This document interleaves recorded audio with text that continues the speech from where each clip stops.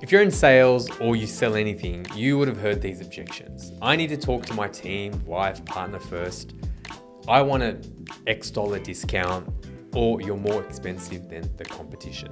So today, Linda, we're going to be talking about the most common objections, including these in sales, and work through a couple of role players on how I deal with them on a day-to-day basis. Beautiful. I'm so excited, Mobes. For those of you who don't know, I'm married to someone in sales, so I often hear about all the objections he comes across, and then Mobes hearing what you come across on a daily basis. I find it so interesting. And I think the idea of being able to understand how to handle objections before they actually happen makes it less daunting than what it sounds like. But what we're going to go through today is actually so interesting, and I'm so excited for it. Yeah, and I really like hearing those examples. So like obviously your husband, we can say husband now, True. Congratulations, is in real estate, right? So it's really interesting to hear what works in other industries and how it can sort of apply.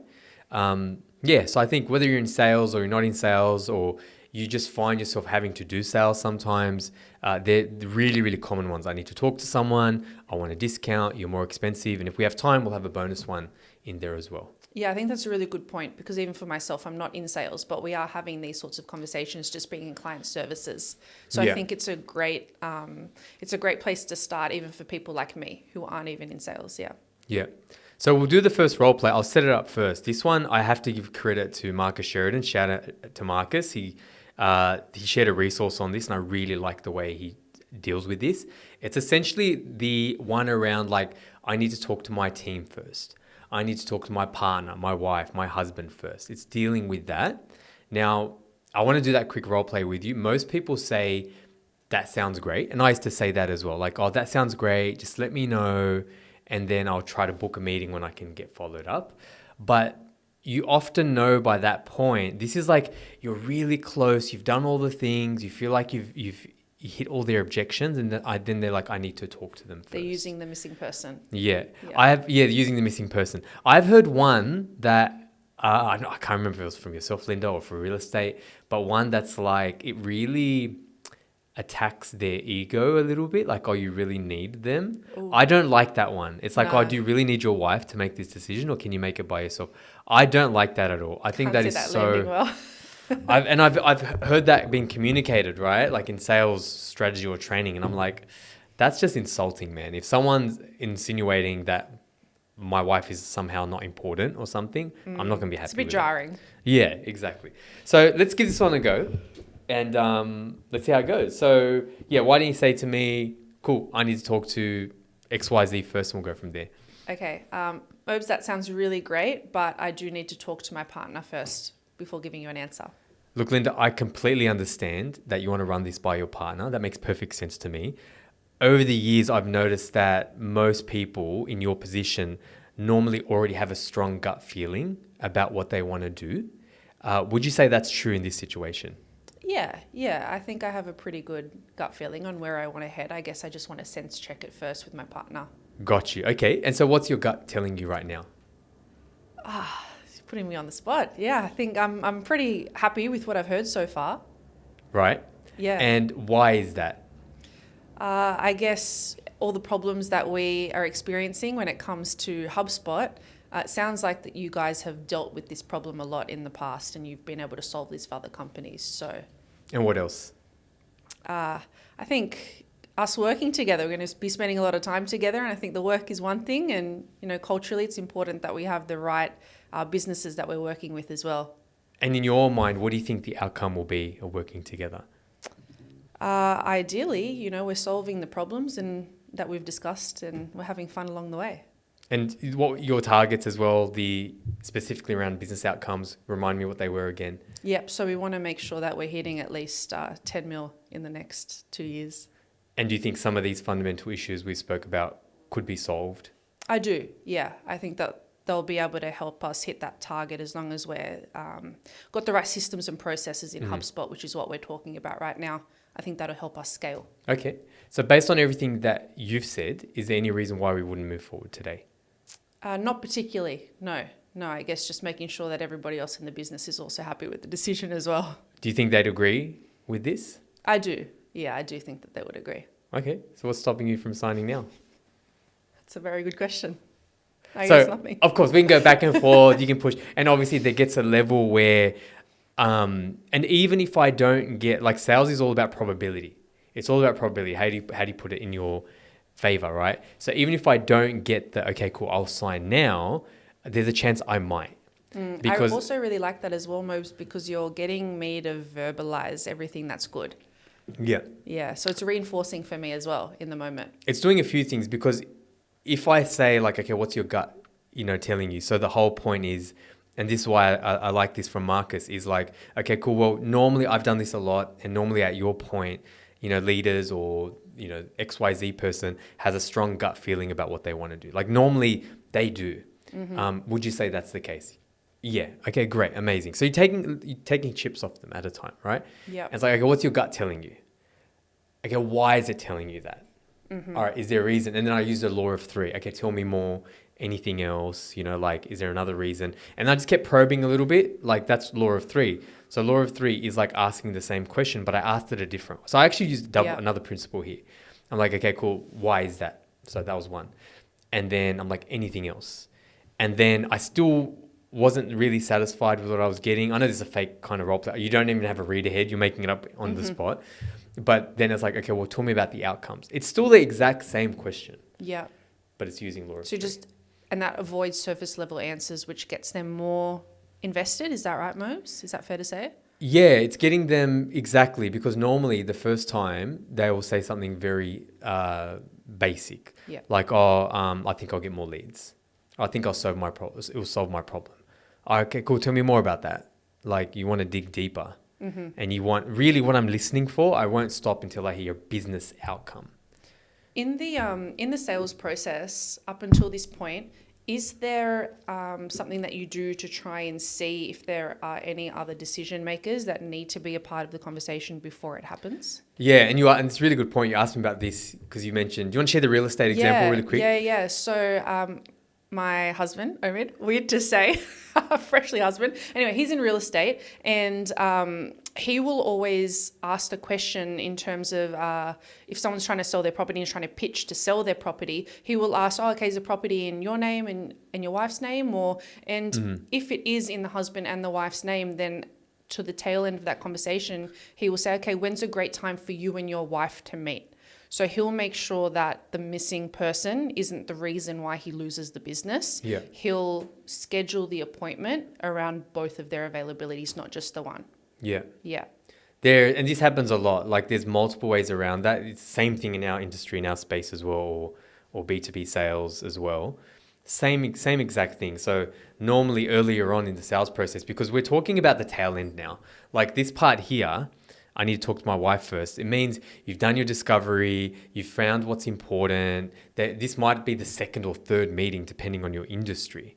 So normally early on, you should find out, you call it the missing person. I like that. It's like, okay, who else would this impact? You don't want to ask, they talk about this in B2B, but you don't want to ask like, who's the decision maker? Some people, it's amazing how fragile and frail some people's egos are. Makes sense. Right? It doesn't matter what age they are, they are, right? Some people really get, I'm the decision maker. It's my decision, right? I'm a freshly minted marketing manager. I'm a manager, right? It is my decision. They're not saying that, but that's what they're telling you. Yeah. So if you say, who's the decision maker? Some people won't find that offensive. Some people will tell you, but some people might. But if you ask, like, who else would this decision impact? Or who else do you think would have a say, would be interested in the outcome? Or who else would be interested in the outcome of this?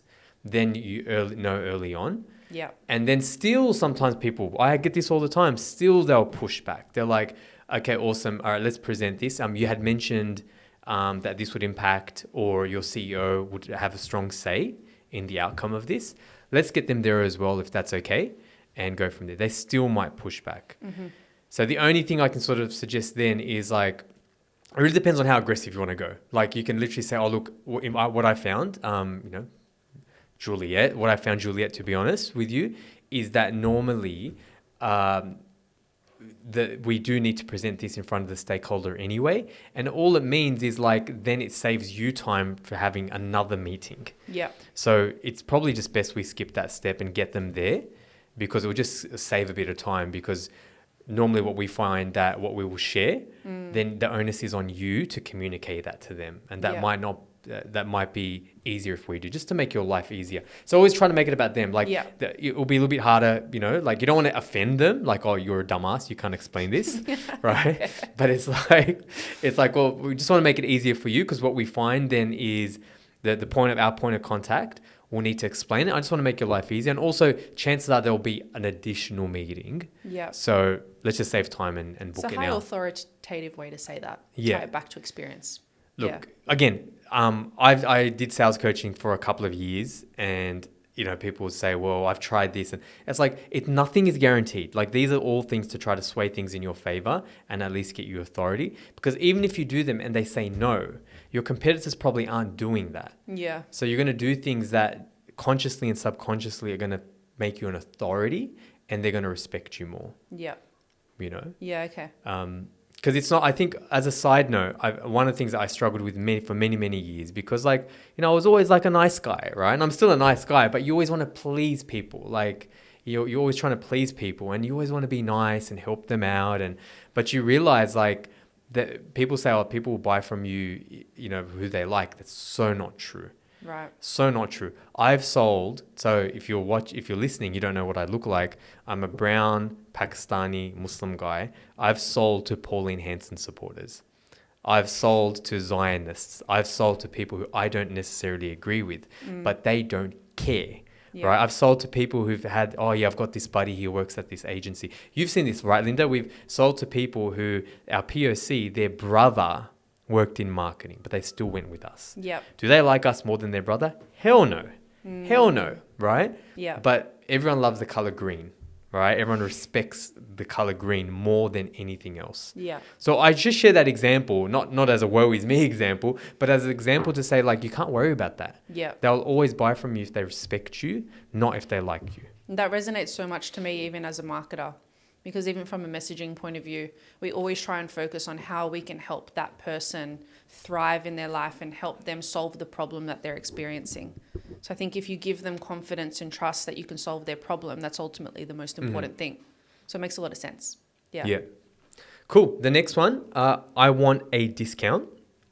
I will say that I think if you think about it, if someone's asking for a discount, you've got to think about the context of them asking that. So no one's going to ask a discount for something they're not interested in. So by definition, if you're talking to a prospect and they say, I want a discount, then by definition, that's saying they are interested in your product. And if you don't know that, by the way, then you might literally say like, oh, I want a discount. Like, okay, awesome, cool, Linda, I hear you want a discount. So is that safe to say you're pretty serious about this solution, XYZ, whatever? Yeah. Yeah, I'm pretty serious, right? So, okay, cool, you validated that. So either you know, sometimes you know because you've done the rounds, you've sent them a proposal, whatever, right? You know they're interested. And if you don't know, guess what? Ask, don't assume. Can I assume then you are quite interested if you're asking me about a discount, right? So I say that, it sounds really obvious, but if they already want you're in a position of power now. You need to know that. Like too many junior reps just drop their pants when it comes to discounts. Like, why are you doing that? You don't need to. Yeah. You know, that's not the thing that's going to get you the discount. And this is, I know you know this example, Linda, like this actually happened. So let me do this one with you, right? Cool. So, you know, you say to me, actually go for it. Let's do a proper role play to say I want a discount or whatever. Okay. Moby. Put a number on it too. Okay, that sounds really great, but I want a $2,000 discount. I hear, Linda, I got your message as well.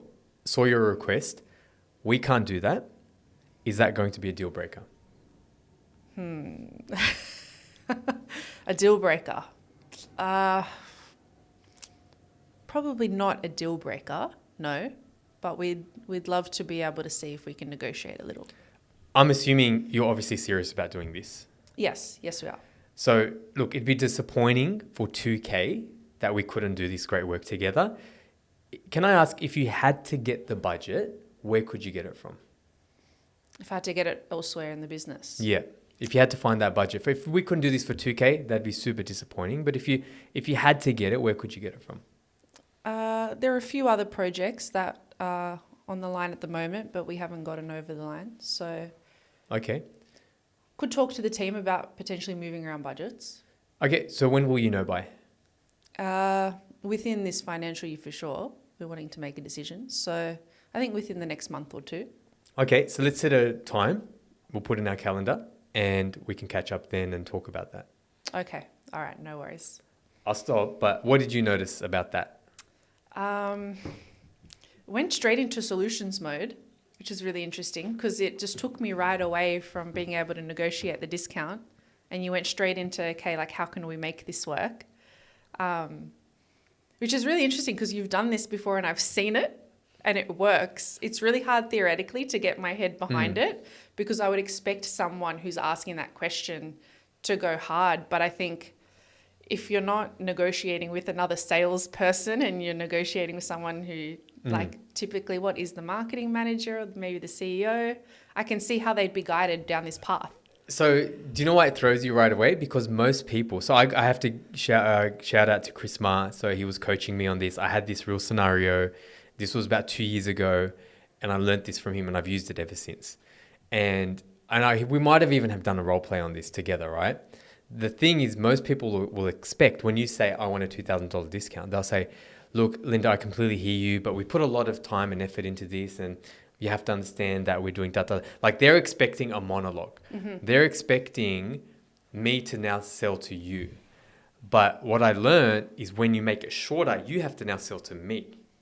Right? So I make it really short. So you're not even prepared for the brevity of that. You're not prepared, but I'm not being rude. Like I'm just being really direct. Literally got your request or I hear you. We can't do that. We can't do that. That's it. 4 words. I hear you. We can't do that. Is that going to be a deal breaker? Right? That's it. And you're like, oh, all of a sudden it's back onto me.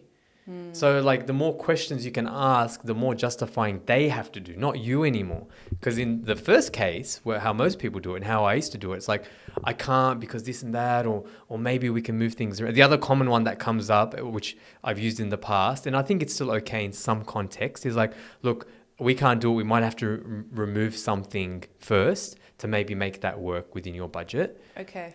I would say that if you know this product is right for them, and that's the solution for them, and that's what they need, and you know they're interested, why would you do that?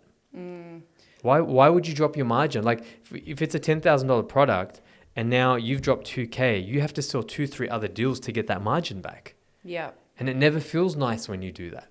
Yeah. So why would you do that, right? So again, it could, like, I'm not saying don't do that or we have to take something away because it's definitely a viable path. But in the case where you know this is perfect and ideal for them, and it's just, they just want to feel like they got a win. I was just thinking that. Yeah. Yeah. Yeah. Like I was thinking about the person who just wants to feel like they got a win. And if we're really struggling with this script right here and they're pushing back a little more, is it worth going down the path that makes them feel like they got a little bit of a win, but doesn't, like, we don't drop our pants. You know what I mean? So the one thing that I didn't say, sometimes, you can sort of say like, okay, you might not say, where would we get that budget from? You might say, okay, cool. When will you know if you could get that budget? And then, I might add to that, look, for us, honestly, Linda, we just need to make sure we do this at our highest potential. We do the best job we can for you. That's all. And so let me know when you can find the budget. That makes sense. And I know it's not our target demographic you're talking to, but even in real estate, I know there'll be at times where they'll drop their commission, but then they'll say if they hit a certain figure, then they get X percentage. And it's typically in your favor because you're putting parameters in there that are pretty reasonable. So it ends up working out at the same time, but then the person feels like they got the little win. The other question that I had, but I think your next objection would probably, or the next objection we're talking about will probably cover it. But what if the person was to say to you, but your competitor is charging $20,000 less? Yeah. But I feel like then potentially you go down another route and it's a different script, correct? Yeah. So I've got one so this actually did happen, right? So I'll give you actually 2 different versions. So we literally had a situation where we were selling something for 20 grand and they said, Moby, your competitor, one of your competitors was charging me 5. Why would I go with you? Now, this is the thing. Like, why is he talking to me? Why is he talking to me? Go with the 5. There's a reason why he's talking to me. And I feel like in the sales process, we put too much pressure on ourselves. We're like, oh, like I have to match that. Like, you said this the other day. I was about to say mofo, but like mofo, there's a reason why you're talking to me. Like, why are you talking to me? You know, I'm not saying you say that. I'm just sort of talking about the principle and reminding yourself of there's a reason why they're talking to you. What's that reason? So this case was a case where they will do the next role play. We'll do another HubSpot optimization because that's just easier because you know and you both I know the service. But this case it was HubSpot optimization, and he had already, like, by definition, HubSpot optimization means he had paid someone else to try to do it in the past, and they clearly didn't do a good job. So they say the poor man pays twice. So I know he's already paid someone. I know he's done this the wrong way, and I know he's speaking to other people. So when he said to me 20K, I actually laughed because sometimes you have to address the ridicule in its face. I'm like, look, we're not going to be able to do it for 20K. And then I said, look, you can, and this is one particular path. I don't think it always works. I've got another one that's more sort of like general, like works more cases in favor. But in this particular case, because I knew what I knew, I sort of had a laugh. And I said, okay, awesome. So who was the next? Because he said there was 3, right? Oh, okay. Who was the one who was closest to me? And he said, well, you guys were the most expensive, but the next one was 15. So, okay, cool. So I'm getting more information. So like the second kind of, an additional tip is like, make sure you have all the information. Mm-hmm. Like for you to compare from 20 to a 5, that's ridiculous. Laugh it off. Like we're not going to be able to match that. Yeah. If you want to go down a more kind of pragmatic way, but when something's that ridiculous, they're not looking for a pragmatic solution, right? But you could be like, okay, cool. It might be worth it for you. Let's discuss it. Like, is it worth us unpacking what you're getting with them versus us? Because it might actually be worth it for you just to go with them. Is that worth our time? Yeah. And then they'll say, okay. And then you unpack that. Like, okay, awesome. So here's the differences. Let me explain the differences. And this is why that's that. Mm-hmm. But for me personally, if it's that much of a difference, I'm not going to even play ball. Yeah.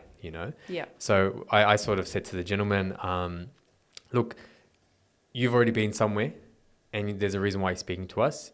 You can pay what you always have and get what you always got. Or you could actually pay us once and for all. So you never need to pay anyone again and you have the confidence. There was another question there. I'm like, who are you most confident to solve it? Sorry, that's what I should say. So before I said that, who are you most confident will solve the problem? And he goes, oh, you guys, but not for, 20K. Yep. Then I said, okay, cool. You can do what you always got and get what you pay what you did and always get what you got. Or you can pay for it to get it once done, have that confidence will get it done and you never need to worry about it again. Yeah. It's up to you. Yeah. And that's that. And then he's like, okay. Yeah. So, and it worked. It actually worked. So this one is, this is one I would probably use more often than not. Like the thing about coaching as well, like whoever's listening, I don't know exactly what you're dealing with or your context or what you sort of went through. So this is one that when I used to coach most often. And again, this is for you're more expensive than the competition. So I'll get you to start. We'll pretend it's a HubSpot optimization, which for those of you who listening don't know, it is a service we actually do where if you have issues with your HubSpot and you're not getting the most out of it, you're not getting ROI, you pay us, we fix it. So you can do what you need to do with it. So that's what that is. Okay. But yeah, cool. All right. So, Mobes, you're just more expensive than the competition. So can I ask you what they gave you a quote for? For a HubSpot optimization. Okay. I'm going to do this on the fly, actually. I'm going to change it up a little bit. So who are you most confident with? Which solution are you most confident will solve your problem? I'd say that I'm most confident with you guys. Okay. But not for that price, you're saying? But not for that price. All right. Can you go through with me specifically what you're paying for or what they've offered, just so I understand? Because maybe, Linda, honestly, you might be better off with that other provider. Yeah, so what they've quoted us on is a series of training sessions. So that way our internal team are equipped with the right knowledge and education to be able to manage HubSpot moving forward. Okay. So look, it really depends on the type of result that you want, Linda. Is price the most important thing or solving this once and for all the most important thing for you guys? Just so I understand. I'd say a balance of the two, if I'm being completely honest. We want to solve it, but we want to do it at the right price as well. Okay, awesome. So it really, they say you can have things good, cheap or fast. You can have two. You can have it cheap and good, but it's not going to be fast. You can have it fast and cheap, but it's not going to be good.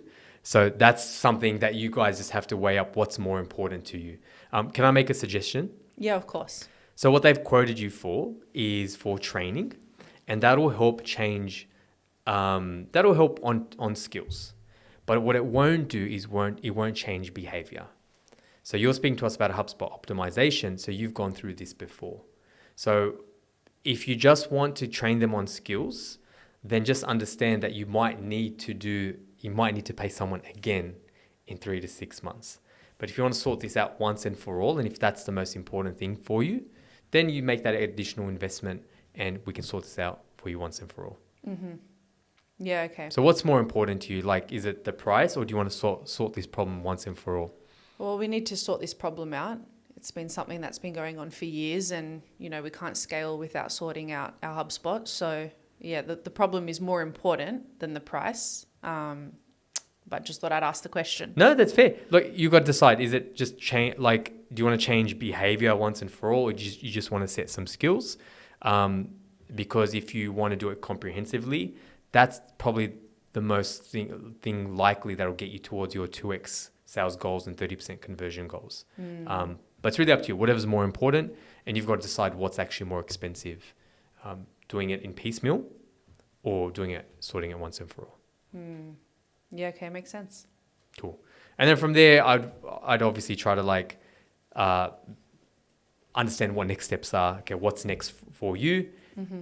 You will tell me, and then I'll make sure I get another date to discuss that. Yeah. So we'll go straight into our bonus one because I think we have a little bit of time. We'll quickly do it, and that's the BAMFAM. So I talk about that a lot, and it does apply to almost a lot of the situations that I already spoke about. So in this case, in this role play we just did before Linda, I'd probably then go to, okay, cool, awesome. I always want to book the next step. So either you want to get the sale or book the next step. Mm-hmm. So the one where it's more expensive, it really depends what's most important to you. There's so many ways you could do it. I could be like, okay, really, Linda, and you can add a bit of cheek and a smile to it. Like, what's more expensive, doing this 2-3 times or paying it for it once? All right, cool. Ultimately, it's up to you. What do you want to do next? And you might be either ready or you might not be ready. You see, it's a role play, but in that role play, you seemed kind of ready. Like, I just thought I'd ask. Yeah. If you say something like that, I'm like, okay, well, what's stopping you from signing off today? Yeah, okay. Okay, I need to speak to that. Okay, then I can chain things. Yeah. Then I can go back to the first one. Okay, normally people have a sense of what they want to do in their gut. Is that, you know what I mean? Yeah, or I book the next meeting. So this they one, all kind of interlink in a way. A lot of them all link. Yeah. So the next one is one that can definitely be used with the second last one we discussed. It happens a lot, and I actually didn't think this was a problem until when I coached people on it. They said, Moby, I can't BAMFAM, or I've tried to BAMFAM. BAMFAM is book a meeting from a meeting. Yep. So you book the next step, right? You never ever get off a sales call. That's step one. A lot of people don't even do that. Oh yeah, you'll let me know. No, you're not just going to let me know. I don't know if my calendar is randomly going to be available like that. Let's book a meeting, even if it's just tentatively, and we can move it around. It's very it's not pushy, right? But what if I can't BAMFAM? They don't want to BAMFAM with me. So we'll try that now. So I think what we'll do is I want you to push back twice, Linda. Okay. To be honest, normally if you get a pushback, it only normally happens once, but I want you to push back twice. So you're going to say no, I'm going to say something, then you push back twice and just see where it goes from there. Okay. Cool. Awesome. So Linda, here's the next steps is thank you so much for sharing your requirements. I've done a really solid discovery. What I'm going to do now is prepare a personalized quote based on everything that you've said. Let's tentatively book a meeting on maybe Tuesday, 3 p.m. and I can take you through that. That sounds great, Mobes. Let me talk to my team first and then I'll get back to you on what next steps look like. Okay, no, I hear you. I just say that, Linda, because it is a fair bit of work. It is a customized proposal. And I don't know whether my calendar will be randomly available like that. So let's just tentatively put some time. We can move it around. No worries. I understand things come up. And that way, maybe find out for me, maybe book some time that factors in when you can talk to the team. How does that sound? The calendar's pretty packed at the moment. So I think, yeah, just give me some breathing space at the moment. Let me sit on this for a week or two and then I'll come back to you. Can I ask you, Linda, only because it's a fair bit of work for me to customize this for you, what concerns do you have? No concerns at the moment, but I think, yeah, I just need to talk to the team. You know, it's a big decision that we need to make. So I don't want to rush it. I just want to make sure we're considered. Look, you know what? Honestly, you do this in your time. Let's not rush it at all. Let's just book something 4 weeks from now. I think that will And work if better. if we need to move it, no worries. We can move it. Just a placeholder for us to contact and just so we have some momentum. Is that fair? Okay, yeah, no worries. Let's do that. 4 weeks is good. Cool, awesome. Normally, it doesn't even go that far. I normally get it. Mm-hmm. It normally doesn't Yeah, even go okay. that far. If we don't BAMFAM, is the likelihood of the sale happening like really, really low? You know, it's really funny. Like, I feel like life is constantly teaching me and slapping me in the face to do to follow the fundamentals. 2 weeks ago, I didn't BAMFAM. And I had someone who was really warm, really hot to trot, good to go, gave me a verbal. I sold him a project. He wanted a retainer. Right. Honest to God, true story. And I didn't BAMFAM him. I said, I'll give him a call. I just got lazy. Tried to call him, ghosted. Ghosted Monday, Tuesday, Wednesday, Thursday, Friday, SMSs, whatever, ghosted. So again, it puts the odds in your favor. That's all. Because if you think about it from a psychological point of view, now if I BAMFAM with you and you just want to fob me off later, you're like, stuff this guy. Could you cancel the meeting? Yeah. Could you not show? Yeah. But it's a higher barrier. Yeah. Like, do you know what I mean? Like, Yeah. you have to like, okay, it's in your calendar. You're probably like, oh, I'll just jump on. Yeah. Do people cancel? 100% they do. Do they reschedule? Reschedule's not bad either. That's still okay. It's still in play. 100% they do. But as humans, most of us are good people. So we're less likely to break a promise when it's a contract in a calendar. It's almost like a subtle contract. Makes sense, yeah. That's all it is. So the problem is it does a few things. I'll be honest with you. You are less likely to win the sale. 100%. You are definitely less likely to win the sale. Yeah. Because you're also busy. You're also busy, right? Yeah. Like if I do it 50% for me, you know how busy we get, Linda, right? It forces me. So instead of me saying, I'll get back to you next week, I'm like, just so Linda, we have some momentum. So I don't forget to prepare. And so you're ready for it. Yeah. And I realized when we were just doing it on the fly, the other thing that I do, I don't even have this in my notes, is like, oh, I'm really, really busy. Okay, awesome. No rush. Let's do it 2 months from now. Sometimes I use the ridiculous. Yeah. Because it's kind of like, there's another principle. I think this is from the guy who did the FBI book. Who knows that? Never Split the Difference. Never Split the Difference talks about you throw something really ridiculous like, okay, Linda, what I'm thinking is I know you came in for training, but why don't we actually solve the problem properly and do a proper strategy and ABC? Does that sound like a good idea, or have I completely lost my mind? Or is that completely stupid? Like you go completely opposite. Yeah. Or you might say I'm stupid. I don't know what I'm talking about. Like it's an extreme on purpose because no. You've got a point there. Yeah. So it's kind of like that in a way. It's like, okay, that's fine, Linda. Let's book it in 2 months. That's fine. Yeah. Well, that's kind of ridiculous. No. Let's do it in a month. Okay, easy. Whatever's, we're pretty busy ourselves. No worries. Makes sense. Yeah. So yeah. Yeah, I remember like in my limited experience with sales, and this is retail sales, so not the same thing, but I remember just making the ask would absolutely determine for me whether I got the sale or not. So I worked in Athlete's Foot back in the day, and like the sales process was actually really strict. Like, really? We had training, role plays, everything. Well, they had to systemize it, right? Yeah. But I remember for a fact when I didn't ask at the end of the process, so would you like to take these today? And if I didn't ask that, people would be like, okay, great. We'll go for a walk and we'll think about it. Always. Yeah. They would never openly say, or it would happen very rarely, where they'd be like, okay, we'll take the shoes. And they'd take it on themselves to close the deal, essentially. So what would you do then to prevent them saying, I'll walk away and I'll think about it? I have to make the ask before they say that. Right, got you. But I remember sometimes I'd get a bit shy and I wouldn't say it, and I'd just be packing up the shoes and then it burns you. And waiting, and then it it gets burned you. me. Yeah, and then yeah. it burned me, and it I gets went you. through and I wasted 15 minutes on this family of 5. Yeah, that's right. That's 10 Let it go shoes. for a Yeah, while. yeah, yeah. 5 times 2. Yeah. So and we'll end it on this. I remember I was doing some coaching, and one of the sales reps shared this with everyone in the session. And that's the other side tip as well. Like, you really need to role play in a group if you have a team, because you get that snowball effect. And he was sharing a story that he had at Barbecues Galore, and he was shopping for a barbecue. And the guy, he does his pitch, he does everything. There's nothing else to be said. So really similar to what you said, Linda. He literally said, okay, so what's stopping you from buying today? And then the sales rep, who was the customer at Barbecues Galore, he's like, oh, nothing. It's like, okay, cool. Let's sign it. Like, cool. Let's finalize the sale. Yeah. Right. So even that question, I've taken that from that Barbecues Galore story and I've used it. Yeah. I'm like, okay, cool. All right. So what's stopping you from going ahead? Like, if you've done the thing and they seem pretty happy, you got the signal, You've gotten them all just ask the way it. there. Yeah. It's all about tonality, right? Okay, cool. So what's stopping you from signing today or moving ahead with it today? Yeah.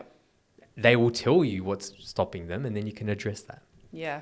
No, I love that, Mose. Thanks for sharing all of that. No, it's I all really good. enjoyed it. It's fun to jump into sales every now and again, but hopefully that was valuable for everyone. And tune in again next time for another episode of Inbound Buzz. Thanks, guys.